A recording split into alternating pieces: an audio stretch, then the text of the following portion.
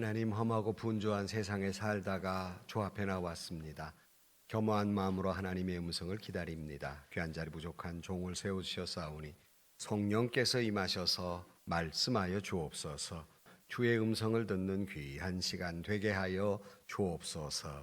예수님의 이름으로 기도하옵나이다. 아멘. 할렐루야. 오늘 아침도 주의 은혜가 우리 가운데 충만하시기를 주의 이름으로 축복합니다. 19세기의 영국의 지성이라고 불리우는 존 러벅이라는 분이 계신데, 이분은 인류학자이면서 곤충학자이기도 합니다. 이분의 책 가운데에서 인생에 관한 17일간의 성찰이라고 하는 재미있는 책이 있는데요, 그는 17일간 인생을 깊이 성찰하면서 쓴 책입니다. 그의 17일간 깊이 성찰하면서 낸 결론은 역시 인간은 관계의 기술이 있어야 한다는 것입니다. 특별히 우리가 관계를 깊이 생각해야 되는데, 관계의 기술의 가장 큰 원칙은 평등의식이라는 거예요. 그런데 무슨 말이냐면 죽음은 결국 평등하다는 것입니다. 다시 말하면 모든 사람은 죽는다. 사람과 사람끼리 관계를 잘 하려면 이것이 평등하다는 것을 잘 인지하고 살아야 한다는 것입니다. 그런데 이런 말이 있지 않습니까? 사람이 평등해지는데 50이 되면 용모가 평등해진답니다. 이쁜 사람이든 미운 사람이든 다 그렇게, 특별히 한국 여성들 다 너부대대하니 50 되면 다 똑같아져요. 그 다음에 60대가 되면 지식이 평등해진다는 거예요. 뭐 얼마나 알고 60쯤 되면 다 박사학위자들입니다. 다 무식한 것도 비슷하고 아는 것도 비슷해진다는 거예요. 또 그런가 하면 70대면 재산이 평등해진다. 그런데 뭐 돈 많고 적고의 문제가 아니라 재산이 많아 봐야 아무리 재산이 많아서 좋은 옷을 입어도 태가 안 나는 건 그 사람이나 돈 있는 사람이나 없는 사람이나 마찬가지이기 때문에 돈 있어 봐야 그게 그거다 하는 말이에요. 조금 뛰어넘어서 90이 되면 평등해진다. 어떻게 죽은 자나 산 자나 똑같아지더라. 무슨 말인지 압니까? 90이 넘으면, 좀 나이 드신 분들이 죄송해요, 산 송장과 같아서 살아있으나 죽으나 똑같아지더라. 뭐 이런 얘기, 이 평등의식입니다. 우리가 가만히 한번 생각해 보면 누구나 다 나는 특별한 것 같지만 저 사람이나 나나 별로 그렇게 다른 게 없어요. 뭐 여러분, 어떤 사람이 아프면 나도 아플 수 있는 것이고요. 그래서 주님께서도 말씀하시기를 너는 내 이웃을 내 몸과 같이 사랑하라 하는 것은 기본적으로 평등하다는 의식이 기본적으로 있어야 한다는 거예요. 돈이 있으면 뭐 얼마나 있고 공부를 많이 했으면 얼마나 많이 알고 뭐 그 사람이 미모를 지났든지 젊었든지 그게 얼마나 그 대단한 것이냐는 말이에요. 다 비슷한 것이다 하는 거예요. 그 사람도 사람이고 나도 사람이에요. 그런데 여기서 우리가 신앙적으로의 평등을 말씀을 드린다면 우리는 하나님 앞에 평등한 사람인데, 어떤 면에서 그러냐면 그가 죄인이라면 나도 죄인이라는 거예요. 하나님 앞에 다 죄인인 거지, 내가 뭐 하나님 앞에 선 사람이 내가 뭘 거룩을 자랑할 것이며 내가 무슨 신앙을 자랑할 것입니까? 다 그 죄인이 그 죄인이에요. 그러므로 이런 평등의식이 있을 때, 특별히 하나님 앞에서 우리 모두는 죄인이라고 하는 평등의식이 있을 때 그 사람의 잘못이 이해가 되고, 또 그 사람이나 나나 같은 죄인이기 때문에 용서하게 되고, 그러기 때문에 나아가서 사랑하게 된다는 거예요. 요즘 대한민국이 온통 분노 조절 장애에 걸려가지고 온통 화를 내고 사는데 왜 그렇게 됩니까? 자기만 특별하고 자기는 아주 의로운 사람이고 저 사람은 나 맨날 잘못하는 사람, 다 죄인이라고 생각하기 때문에 그저 분노만 있는 거예요. 맨탕 화를 내고 살아가는 겁니다. 그러므로 우리가 항상 잊지 말아야 할 것은, 항상 우리 모두는 하나님 앞에서 평등하게 죄인이다. 결국 죽음 앞에 다 평등한 사람들이다 하는 겁니다. 오늘 본문의 말씀은 예수님께서 성전에 가셨는데 갑자기 서기관과 바리새인들이 한 여인 하나의 머리채를 끌고 왔습니다. 이 여인이 간음한 현장에 잡힌 사람이라는 거예요. 어떻게 할 거냐입니다. 예수님 보고 이거 어떻게 할까요? 이렇게 말씀을 하실 때 유명한 말씀을 하시죠. 여러분 믿지 않는 사람도 다 아는 너희 중에 죄 없는 자가 돌로 치라. 이 말씀을 하시고 예수님께서 오늘 본문의 10절 말씀에 보면 예수께서 일어나사 여자 외에 아무도 없는 것을 보시고 이르시되 여자여 너를 고발하던 그들이 어디 있느냐 너를 정죄한 자가 없느냐 대답하되 주여 없나이다. 예수께서 이르시되 나도 너를 정죄하지 아니하노니 가서 다시는 죄를 범하지 말라 하시니라 하는 아주 말씀이 아주 굉장히 유명한 말씀입니다. 예수님의 인생을 향한 중대한 질문, 오늘 본문에 너를 고발하던 자가 그들이 어디 있느냐라는 질문의 말씀을 중심으로 같이 말씀을 생각하면서 우리는 다시 한번 우리 자신을 성찰하고 뿐만 아니라 우리도 역시 서로 간에 이해하고 용서하고 사랑하며 다시는 이와 같은 죄를 짓지 않고 살아가는 참 믿음의 사람, 또 이런 결실을 맺는 이 계절이 될 수 있기를 주의 이름으로 간절히 축복합니다.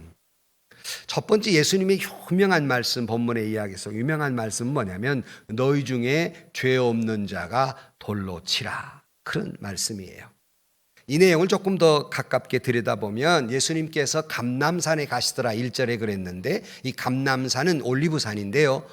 그 예수님께서들 감람산에 올라갈 때는 한 가지 이유입니다. 그거는 기도하시러 가셨어요. 감람산에 올라가 날을 세셨습니다. 그러니까 기도하시고 얼마나 영적으로 충만한 상태입니까? 그리고는 성전으로 올라가시다. 성전에 가셨어요. 그러니 예수님도 정말로 영적으로 거룩하고 그들이 있는 장소가 거룩한 장소에 갑자기 소란스러운 소리가 나더니 거의 반나체 상태의 여인이 끌려 나온 겁니다. 아마 우리가 성경에는 자세히 말하고 있지 않지만 머리채를 휘어잡고 온통 군중들이 아마 그를 끌고 왔을 때 벌거벗은 형편이었을 거예요. 끌고 와서 예수님 발 앞에 가다 내동댕이 치는 겁니다. 성경에 보면 간음하다가 붙잡힌 여인이라는 겁니다. 여러분 상상해 보십시오. 옷은 다 찢기고 더군다나 죄목이 간음한 여인이에요. 성스러운 성전 안에서 거룩한 곳에서 온통 분노와 분개 속에서 고함 소리가 나는 그런 현장을 우리는 본문에서 보게 됩니다. 이 여자를 어떻게 할 것이냐는 겁니다. 저는 이 말씀을 이렇게 하면서 꼭 오늘 한국교회를 보는 것 같다. 거룩해야 될 성전 안에서 온통 고함 소리가 난무하고 서로 정죄하고 추한 꼴은 있는 대로 다 보이고 있어요. 오늘 한국교회를 보는 것 같다. 지금 이 현장입니다. 어떻게 할 겁니까 예수님 이 사람을 하고 이야기를 하고 있습니다. 그러면서 그들이 5절 말씀에 보면 모세는 율법에 이러한 여자를 돌로 치라 명하였거니와 선생은 어떻게 말하겠나이까? 그들이 이렇게 말하면 고발할 조건을 얻고자 해 예수를 시험하리라 함이라 그랬어요. 본문에 늘 성경을 볼 때 거기만 보면은 이해가 조금 더 깊이 몰라요. 앞에 바로 7장의 내용에 보면 이 서기관이라 바리새인들이 예수님을 고소할, 잡아 죽일 그 조건을 찾아 헤매던 참입니다. 아주 이 사람들이 고약한 것은 이 여인의 죄 때문에 지금 흥분하고 있는 것이 아니라 이 죄인의 죄목을 들어서 예수님의 흠을 찾아내려고 하는 아주 고약한 심보의 장면이에요. 본래 못된 의도를 가지고 있다는 거예요. 예수님께서 이렇게 말해도 걸리고 저렇게 말해도 걸리는 질문입니다. 자, 모세의 율법에 보면 이 간음한 여자는 돌로 쳐 죽이라는 것이 모세의 율법이에요. 그럼 만약에 예수님께서 그래 율법대로 너희들 이 여인을 돌로 쳐 죽여라 그러면 당시에 로마법에 걸리게 되어 있습니다. 로마법에는 그 사람의 생명을 다루는 일은 로마의 법에 의해 재판에 의해서만 가능해요. 근데 만약에 예수님이 이렇게 명령을 내리고 사람을 죽이면 예수님이 로마법에 걸리게 되는 거고, 만약에 예수님께서 그 로마법에 그 문제가 있으니까 그 여인을 돌로 쳐 죽이지 말아라 그러면 율법에 걸리게 되어 있습니다. 유대인들이 그렇게 전통적으로 지키는 율법에 걸리게 되어 있어요. 그러니까 이래도 흠이 되고 저래도 흠이 되고 모함할 그런 조건을 지금 찾게 되는 거예요. 이래도 저래도 예수님을 비하시키고 괴롭히고 고소할 명분을 찾기 위해서 그들은 혈안이 되어 있는 겁니다. 특별히 우리 본문의 말씀에 간음한 현장이라고 하는데 뉴 킹 제임스 버전에는 in the bad act, 그가 아주 현행범이라는 거예요. 이걸 강조하고 있습니다. 그러니까 그냥 죄목을 괜히 뒤집어 씌운 것이 아니라 생생한 죄인이라는 겁니다. 변명할 도리가 없는 죄인이라는 거예요. 어떻게 할 거냐 하는 겁니다. 어떻게 할 거냐. 그들은 격분했습니다. 정신을 차릴 수 없을 정도로 분노했습니다. 예수님께 거듭거듭 채근하여 묻기를 마지 아니했습니다. 재촉했습니다. 거기다가 서기관이나 바리새인뿐만 아니라 사람들이 군중 심리가 있어서 뭣도 모르고 쫓아왔던 사람들이 그 가늠한 여인을 보면서 다 돌로 쳐 죽여야 된다고 고함을 지르는 상황입니다. 점점점 감정이 점점 지금 올라가고 있는 그런 상황입니다. 죄는 분명하지요. 율법에는 돌로 쳐 죽여야 되는 거 분명하지요. 온통 돌을 던지기 직전의 상황입니다. 이때 예수님께서 그 다음 6절 말씀에 보면 그들이 이렇게 말하면 고발할 조건을 얻고자 예수를 시험함이로라. 이에 몸을 굽히사 손가락으로 땅에 쓰시니 그랬어요. 지금 막 흥분해가지고 야단인데 조용히 예수님께서 아무 말 없이 땅바닥에다 뭔가 글을 쓰셨어요. 재밌는 건 예수님께서 공생애 동안에 한 줄의 글도 남기지 아니하셨다는 거예요. 한 줄의 글도. 그리고 이 땅바닥에 썼는데 무슨 글을 썼는가 성경은 말하고 있지 않습니다. 뭐라고 썼는지. 다만 상상하에서 무슨 말을 쓸 거다 여러 가지 말이 있지만 성경은 그 별로 중요하지 않은 거예요. 중요한 것이라면 말씀을 했겠죠. 그냥 손가락으로 땅에다 뭔가 쓰셨어요. 왜 그러셨을까를 이유를 생각해 볼 수 있습니다. 이 흥분한 사람들 앞에 왜 글을 쓰셨을까? 바로 그것은 calm down, 흥분을 가라앉히는 텀, 시간을 준 거예요. 야단 법석하고 때려 죽이라고 야단하는데 예수님이 땅에 뭔가 쓰니까 사람들이 조용하니 뭔가 쓰는가를 봤을 거 아닙니까? 지금 태도에 관심이 집중되어 있는데 그들을 calm down, 흥분을 가라앉히게 만드신 거예요. 그래도 7절에 보면 그들이 묻기를 맞이 아니하는지라. 계속해서 채근하는 거예요. 어떻게 할 겁니까? 이거 지금 이 사람 어떻게 할 겁니까? 야단하는 거예요. 일어나 이르시되 너희 중에 죄 없는 자가 먼저 돌로 치라 하시고 다시 몸을 굽혀 손가락으로 땅에 쓰셨다 그랬어요. 그 한마디 있다고 또 손가락에 땅에 쓰시는 거예요. 막 흥분된 사람들을 놓고 여기 그 유명한 너희 중에 죄 없는 자가 먼저 돌로 치라 말씀하십니다.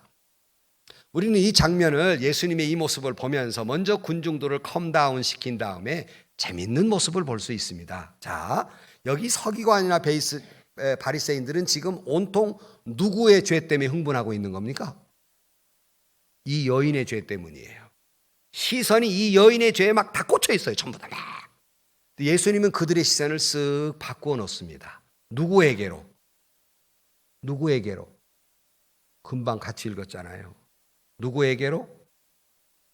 너희 중에 했어요. 지금 이 여인의 죄에 집중한 사람들에게 시선을 누구로 바꾸냐면 너 자신에게로. 너를 한번 살피라는 시선을 바꾸어 놓는 거예요. 지금 남의 죄 때문에 흥분하지 말고 너는 죄 없냐? 너희 중에 죄 없는 자가 돌로 치라는 건 너 먼저 성찰하고 얘기하라는 거예요. 시선을 이렇게 바꿔놓는 거예요. 나만 재미있나? 여러분은 설교라 별로 재미없죠? 생각을 해보세요. 지금 남 때문에 야단인데 너 자신을 알라 그런 얘기예요. 너를 먼저 살펴라. 너는 죄인 아니냐? 왜 남의 죄 때문에 흥분하고 난리냐? 네 죄 때문에 좀 흥분 좀 해봐라 그런 얘기예요. 지금 쓱 시선을 돌려놓고 있습니다. 여러분, 특별히 크리스찬으로서 남의 죄 때문에 흥분하는 건 올바른 태도가 아닙니다. 자신의 죄 때문에 흥분해야죠. 남의 죄 때문에 돌을 던진다는 건 크리스찬의 모습이 아닙니다. 남의 죄 때문에 정죄하는 것은 신앙인의 태도가 아닙니다. 그건 건전한 신앙인의 태도도 아니고 기독교적 태도도 아닙니다.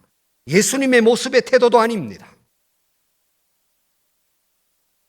오늘 9절 말씀에 이 말을 들었을 때 그들이 이 말씀을 듣고 양심의 가책을 느껴 어른으로 시작하여 젊은이까지 하나씩 하나씩 나가고 오직 예수와 그 가운데 섰는 여자만 남았더라. 그래서 이 말을 들은 흥분한 군중들, 서기관 바리새인들이 이 말을 듣고 양심의 가책을 느낍니다.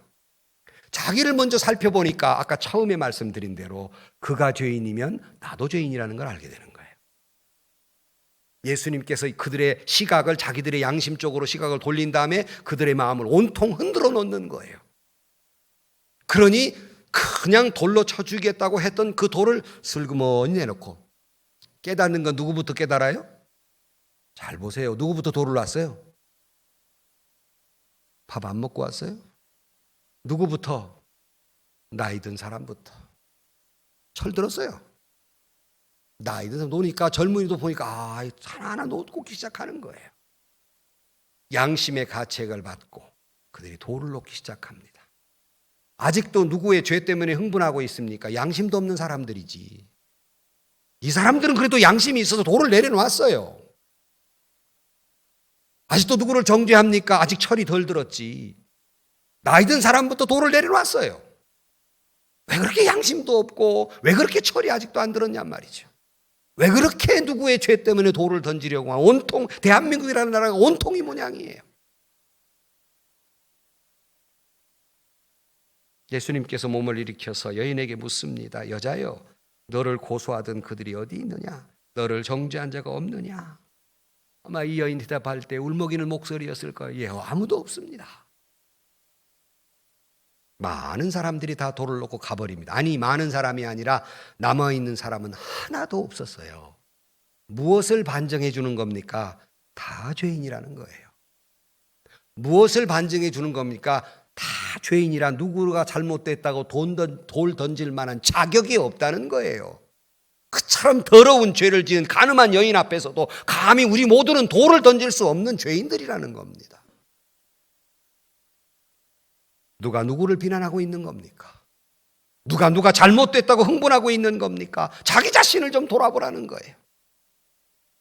현대인들에게 있어서 결정적인 죄가 있다면 바로 자기 자신의 죄를 모른다는 겁니다. 자기 자신을 잃어버렸다는 것이고 자기 자신을 잃어버렸다는 그 사실조차도 모른다는 것이 죄란 말이에요. 아무 생각이 없어요. 너무나도 뻔뻔하게 남에게 손가락질해요. 너무나도 양심도 없이 남에게 죄를 책망을 해요. 자기 눈에 들보가 있는지도 모르고 남의 눈에 티끌만 탓하고 있어요. 이건 크리스찬의 모습은 아닙니다. 여러분께서 정의를 위해서 흥분하고 있고 교회의 올바른 일을 흥분하고 있습니까? 누구를 정죄하고 있습니까? 너 자신을 알라. 자신을 먼저 살피고 그러고 얘기해야 될 거 아닙니까? 16세기의 폴란드 유명한 천문학자 코페르니쿠스를 여러분 잘 아시는데 이분이 세상을 떠나 묘비에 그의 이런 글이 쓰여져 있습니다. 하나님이여, 나는 바울이 가졌던 특권도 구하지 않습니다. 베드로에게 주셨던 능력도 구하지 않습니다. 다만 예수님 십자가 지실 때 옆에 있었던 강도에게 베푸신 그 긍휼을 구할 뿐입니다. 그랬어요. 그는 결코 무슨 바울에게 줬던 특권이나 베드로에게 능력이 아니라 나는 주님 앞에서 죄인이기 까닭에 주님에게 구하는 건 긍휼밖에 없지. 내가 누구를 정죄하거나 돌을 던질 만한 자격도 없고 나는 그저 주님의 긍휼에 기댈 수밖에 없습니다. 라는 고백입니다. 이게 크리스찬의 모습이에요. 이게 참 신앙인의 모습이에요. 누가 누구에게 돌을 던진단 말입니까? 누가 누구를 잘못했다고 책망한단 말입니까? 자기를 살필 줄 알아야 되지요. 여러분 솔직히 얘기합시다. 우리 내면에 얼마나 죄성이 많습니까? 이 여인만 그런 죄를 가지고 있습니까? 주님도 간음한 여인에게 돌을 던지지 않고 용서해 주었는데 내가 뭐라고 누구를 용서하지 못한단 말입니까? 내가 뭐라고 누구를 정죄한단 말입니까? 왜 그렇게 됐을까?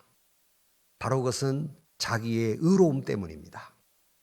누구를 정죄하는 사람은 자기는 의로운 자리에 놓고 다른 사람의 모든 것을 죄악시하고 멸시하고 비난하고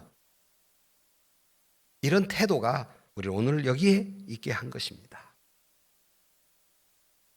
정말 진정으로 자기 자신에게 시각을 돌려서 자기 양심 속에 보면 아무도 누구가 누구를 비난할 수 있는 자격조차 없는 사람이며, 거기에 즈음에 됐을 때 그를 우리는 사랑하게 되고 포용하게 되고 이해하게 되고 용서하게 되는 것입니다. 이것이 예수님의 마음이고, 이것이 오늘 본문 너희 중에 죄 없는 자가 돌로 치라는 말씀입니다.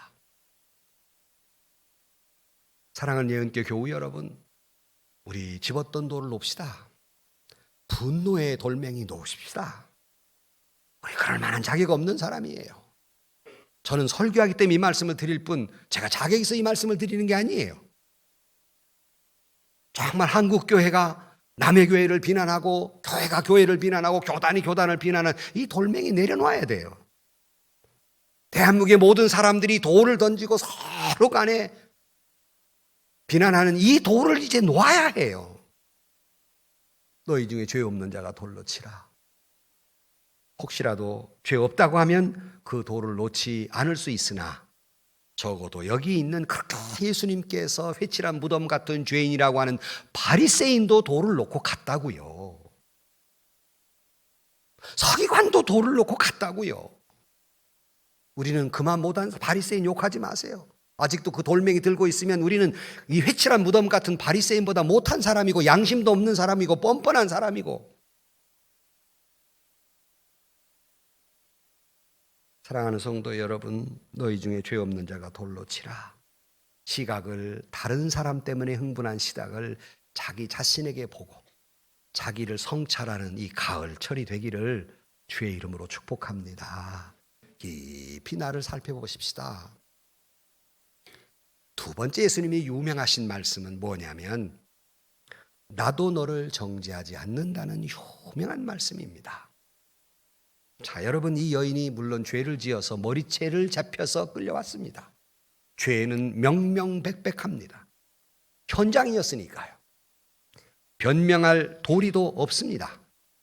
그러기에 세상에 아무도 그를 위해서 변명해 주는 사람도 없고, 아무도 그를 어떻게 이해해 주려는 사람도 없고, 아무도 이 세상에 그를 감싸주는 사람이 없을 때 예수님은 그를 위로하고 있으며 그를 불쌍히 여기고 있습니다.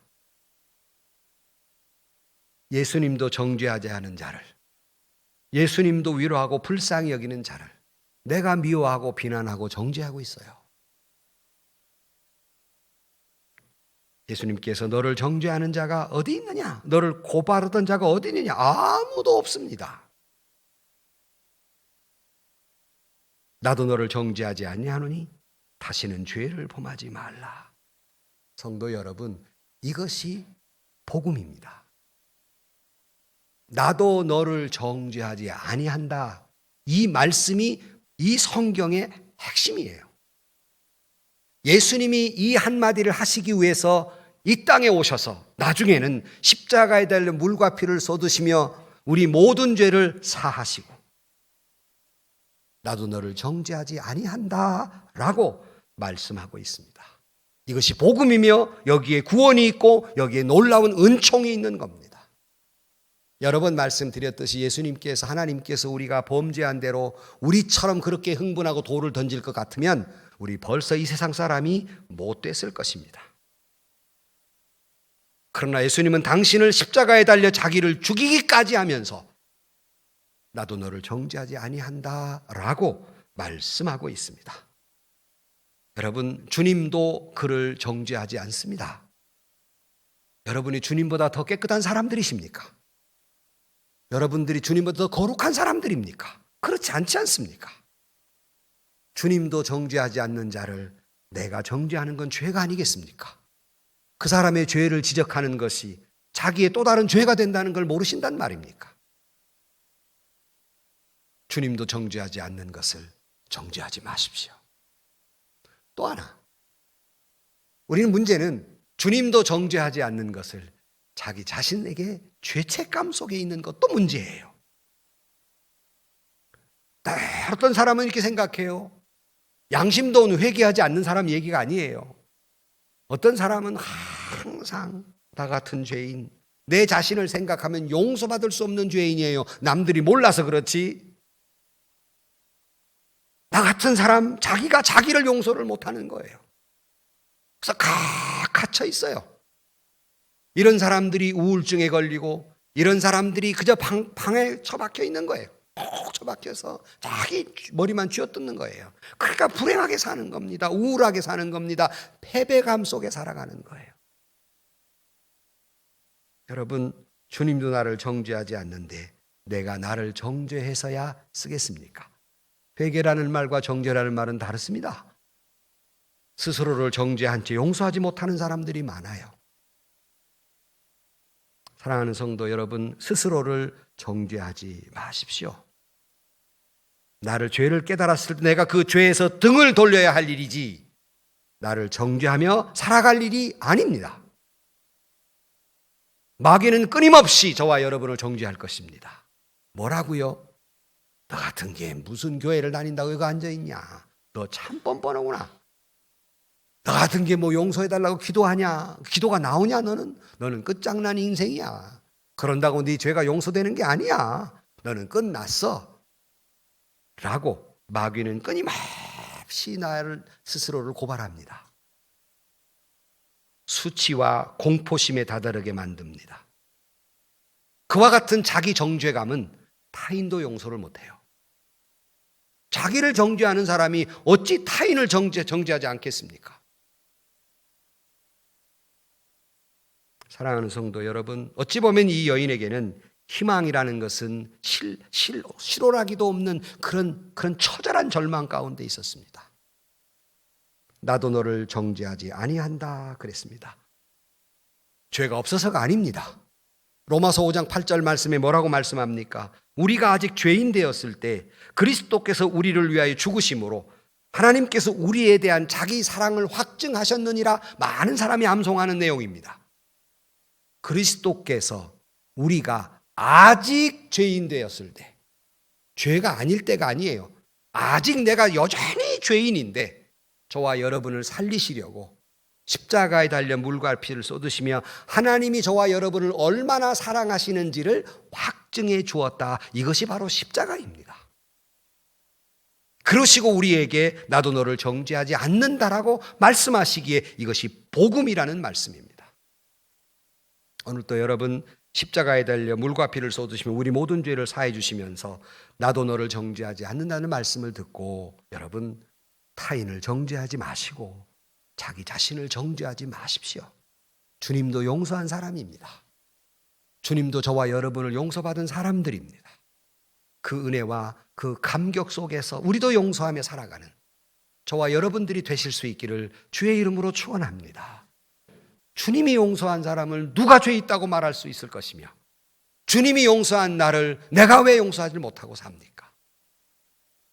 나도 너를 정죄하지 아니하노니, 복음의 메시지가 여러분 영혼 깊은 곳에 자리하기를 주의 이름으로 축원합니다. 나도 너를 정죄하지 않는다 그랬어요. 나도 너를 정죄하지 않는다.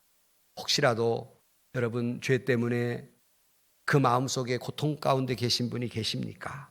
깊이 회개하시고 나도 주님이 나를 정죄하지 않는다는 그 은혜와 그 감격이 여러분에게 있기를 주의 이름으로 간절히 축복합니다. 세 번째로, 그 다음에 또 더 중요한 말이 있어요. 11절 말씀, 대답하되 주여 없나이다. 예수께서 이르시되 나도 너를 정죄하지 아니하노니, 그 다음에 보면 가서 다시는 죄를 범하지 말라 하시니라 그랬어요. 가서 다시는 죄를 범하지 말라는 건 터닝하라는 거예요. 이걸 우리 신앙적 용어로 말하면 회개하라는 겁니다. 그렇다고 회개가 필요 없다는 말이 아니에요. 회개하라는 거예요. 회개는 뭐예요? 돌아서는 거지요. 똑같은 죄를 다시 범하는 건 회개가 아닙니다. 돌아서는 거예요. 그러므로 회개를 이야기하고 있습니다. 여러분, 이 은혜에 감격한 사람, 이 용서받은 사랑에 대한 감격한 사람이 다시 그 죄를 지을 수 있을까요?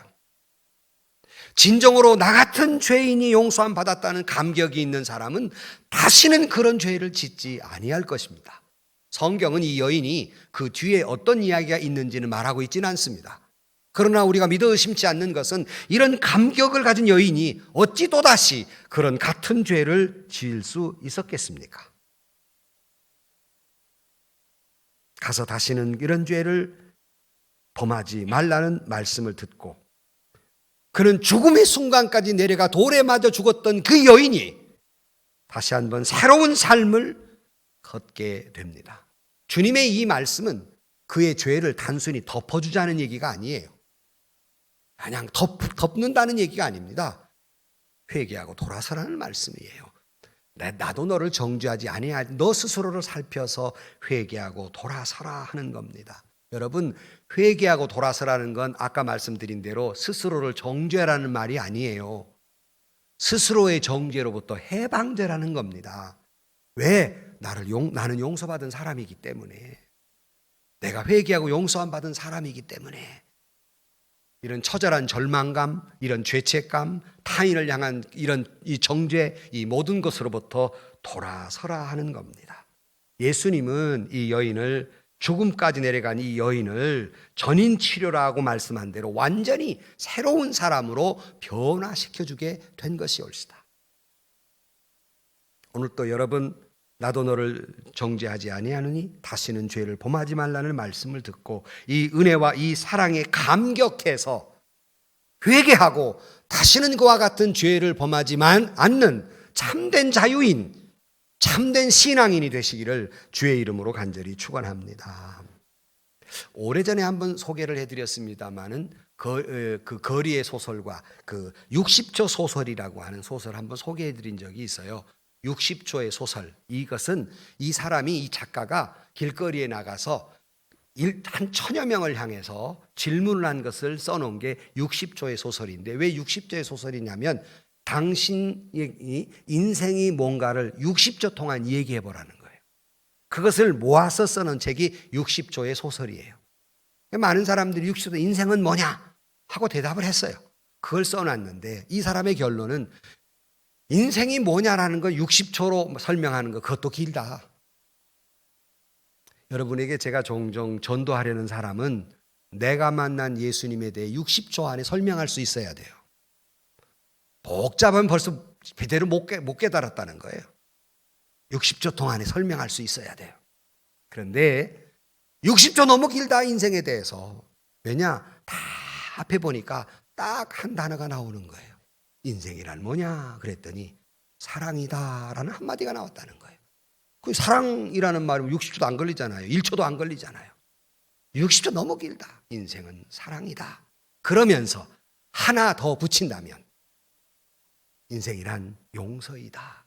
합해서 인생은 사랑과 용서이다. 이렇게 결론을 내고 있습니다. 어쩌면 그렇게 신앙적인 이야기인지 모르겠습니다. 여러분, 신앙인의 삶은 사랑과 용서입니다.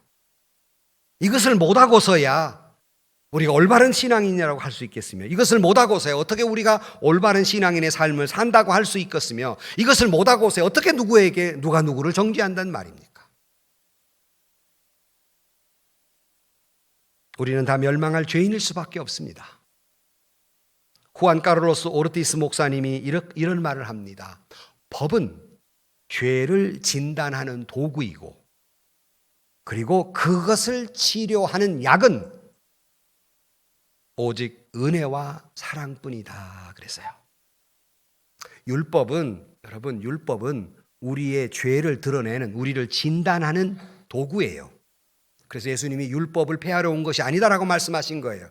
필요해요. 내가 얼마나 큰 죄인인가를 알게 하시는 거예요. 그러나 그것을 치료하는 것은 정죄하는 것이 아니에요. 손가락질하는 것이 아니에요. 남을 비난하는 것이 아니에요. 치료하는 것은 은혜와 사랑이다 그랬습니다. 이것만이 그것을 치료할 수 있는 겁니다. 진정한 정의로움이 살려면, 잘 들으십시오, 진정으로 정의가 살려면 정죄하는 데 있지 않습니다. 정말로 하나님의 뜻을 이루고 정말로 정의로우려면 사랑이 첨가될 때 그 정의는 정의가 될 수 있고 하나님의 뜻은 올바로 이루어질 수 있는 것입니다. 아무리 정의를 부르짖어도 여기에 사랑과 용서가 없는 한 그건 정의롭지 못한 것이에요. 아무리 말씀과 하나님의 뜻을 이야기한다 할지라도 거기에 용서와 사랑이 없는 한 그것은 하나님의 뜻을 이루어가는 사람이 아닙니다. 자기 뜻을 이루고 있는 사람이죠. 여러분, 100번 미워도 100번 용서해야 합니다. 100번 그 사람이 돌에 맞아 죽을 마땅한 사람이라도 예수님도 정죄하지 않는다고 말씀하셨습니다. 그걸 저와 여러분이 뭐라고 그를 정죄하고 비난한단 말입니까? 오늘날 한국 교회가 여러 번 말씀드렸습니다마는 오늘 본문의 장면처럼 거룩한 성전에서 기도했다는 사람들이 서로 자기의 거룩을 자랑하면서 손가락질 안 하고 바빠요. 그러면서 하나님의 뜻 때문에 그렇다는 거예요. 주님의 나라를 위해서 그렇다는 거예요. 거기에는 사랑이 있습니까? 거기에 용서가 있습니까? 소금이 그 맛을 잃으면 마당에 버려져 밟힌다 그랬습니다. 한국교회가 주님의 그 마음, 그 용서와 그 사랑을 잃어버리면 우리는 조롱받을 사람들일 뿐입니다. 교회는 세상으로부터 버림받을 뿐만 아니라 하나님으로부터도 버림받을 수밖에 없습니다. 사람의 생각으로 꽉 찬 교회가 있는 한 맛을 잃어버린 교회는 어떤 생명도 찾아볼 수 없으며 참다운 하나님의 뜻도 이룰 수 없으며 세상에 영향력을 끼칠 수도 없는 것입니다. 내가 어떤 죄인인가를 깊게 깨닫고 나 같은 죄인 용서함 받았다고 하는 감격이 있는 사람은 누구를 감히 정죄하지 못합니다.